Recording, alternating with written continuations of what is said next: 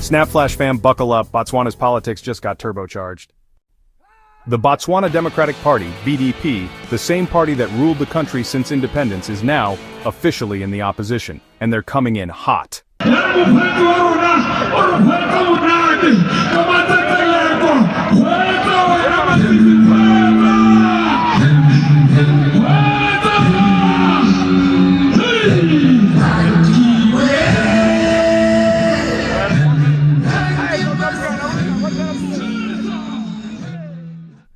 In a wild twist, former President Mokgweetsi Masisi is accusing the new UDC government of being in bed with diamond giant De Beers.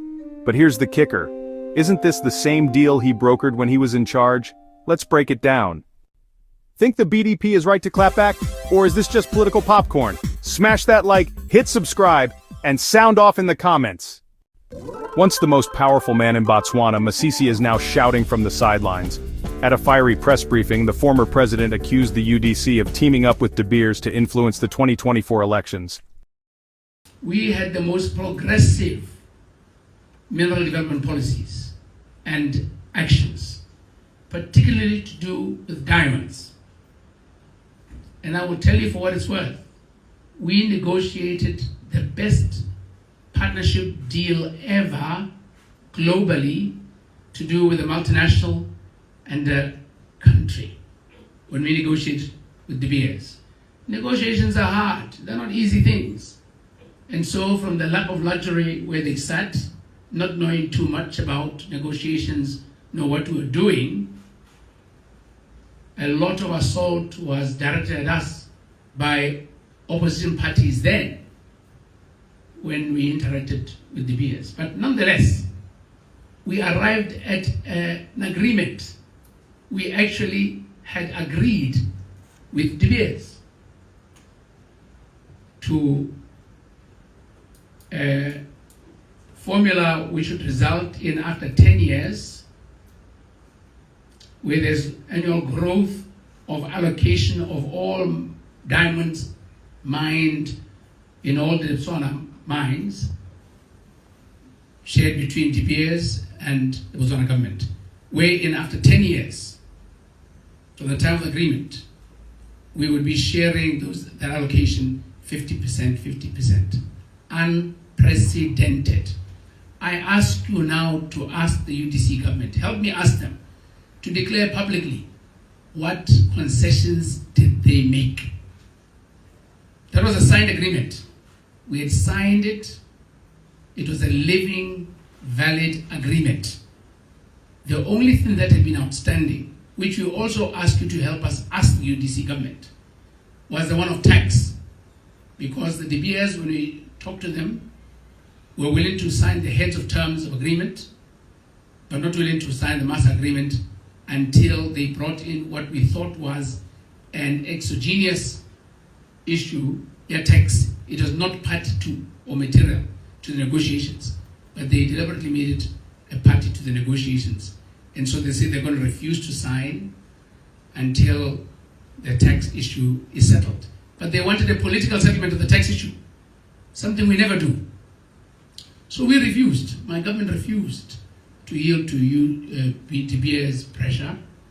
And my guess is as good as yours in the calculation of the refusal to sign and the timing of it.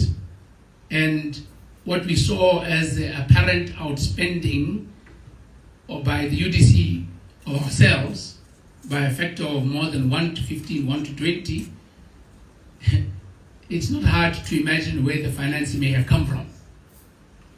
And I say this with a deep sense of seriousness, because I want to dare De Beers to go and deny that they have been interfering in Botswana politics, including the use of finance. They started within my own party when they financed the so-called Schlemmer report. That Schlemmer report was window-dressed, sugar-coated to be as if it were a BDP project. It was not. It was fundamentally a De Beers project, and the greatest beneficiary who then ascended to the leadership of the BDP. That was their project. So they can't deny it. They can't deny the fact that they secretly then had financed the retirement of a former president, which then became public, unfortunately, and I bet you it's only a matter of time before it becomes public, how they managed to finance the change of government because of an injury they felt at the negotiating table when we beat them hands down. I challenge that. And I challenge the UDC government to come out clean and tell us what price did they pay by watering down a brilliant agreement that we had with DBS. Two, we must also get to calculate the real cost, the true cost, the opportunity cost of the sacrifice that was made to the expense of Botswana, at the expense of Botswana, in terms of potential lost revenue. But we warned you about this. There is no genuine intentions on the part of those who are harping criticism at us when they don't know what's in the frying pan to do with negotiations. They don't know why we had never challenged this agreement in the past. And I did say, and I meant it genuinely, I was prepared, if it took that, to lose elections on the basis of our firm belief in what our country deserved from the provenance that we had. But De Beers isn't having it. We don't fund politicians or political parties, the company said in a firm denial published in the Megi newspaper. Still, Masisi is pressing hard, claiming the current government is cozying up to corporate giants. But here's where things get awkward.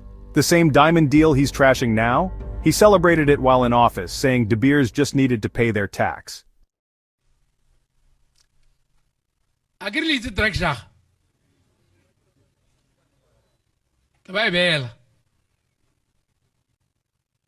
Salah, ke thaise maboyo bona ke la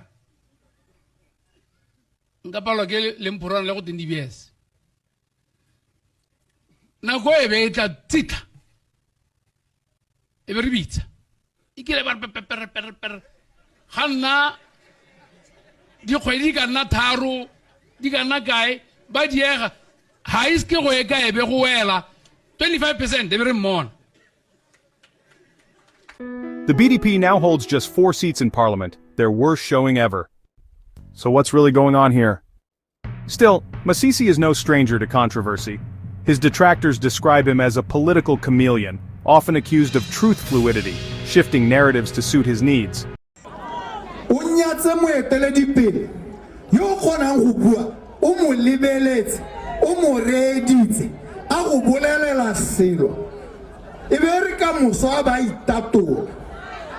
Asimola hela go leba mo matonga go bolela gore ene ke le lope ibile ke le latswa thipa ene ise wena o moranja go bua ene a ipua a go ikaela ka muso a ba itatola hape le ga gago gape a go rare ene ga ise a kwa ria o itse gore moeteledipele ga na boammaruri moeteledipele ga o ka ke wa motshepa Khana di pedicano tsaka di swela viva umbrella viva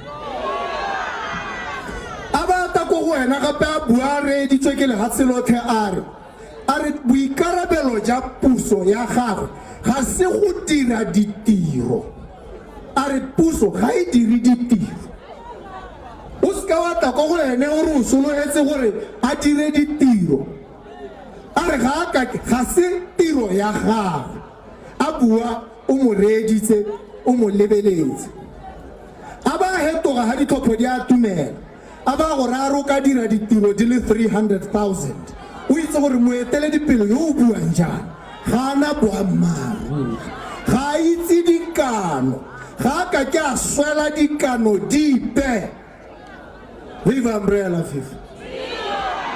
Now, with Botswana navigating one of its worst economic downturns, Masisi's return to the national spotlight seems calculated and combative. Analysts are torn. Is this the voice of a seasoned leader warning of economic sabotage? Or is it a calculated move to stay relevant as the economy slides? Even Masisi's critics admit, his peaceful handover of power last year was a win for democracy.